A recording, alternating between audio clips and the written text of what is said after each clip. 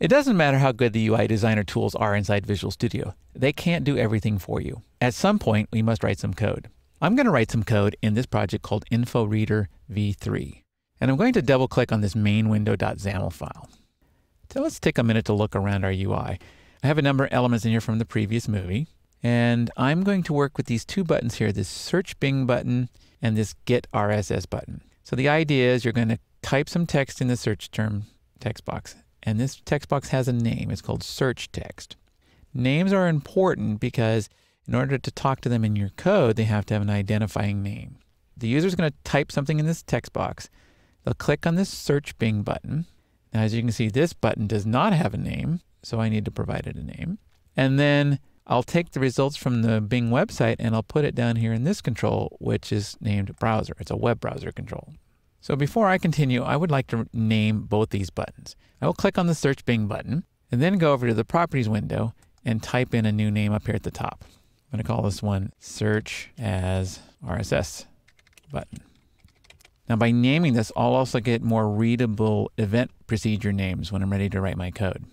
So now I'm going to go to this button. I'll show you several ways to add code to your project. I'm going to double click on this Search Bing button.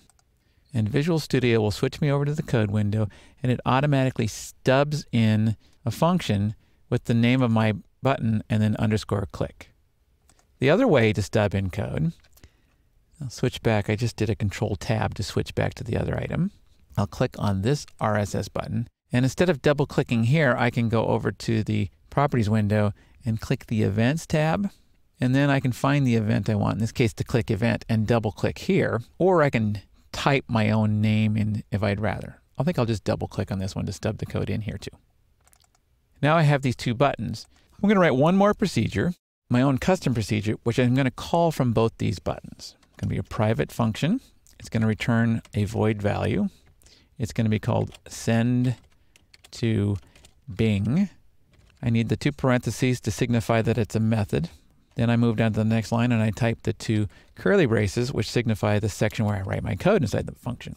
I'm going to pass in a parameter from both of these functions. The idea is if you click on the Search Bing button, and I'm going to pass in a false because I don't want the data returned as an RSS feed. So I'm going to create a parameter down here called search as RSS. And then up here, I will call that function. The nice thing about the IntelliSense engine in Visual Studio is it knows that I've just written that function and it shows me in my IntelliSense list. I'm going to click the down arrow on my keyboard and then press the Tab key to have it finish typing. Then an open paren, word false. And then to end a line of code in C#, use a semicolon. I'm now going to copy this. Right click and choose copy. And then I'm going to come down here and do a Control V to paste. And then I need to change this to true. So let's review what I did. I wrote two procedures using the Visual Studio auto stubbing in of the code feature. That's not the official name, but I double clicked on the button and it stubbed in the code. Then I wrote my own custom function down here, send to Bing, and then I'm calling that custom function when I click on the two buttons. Now you have the basic infrastructure written. In the next movie, I'll show you how to test this code and also how to retrieve information from the Bing search engine.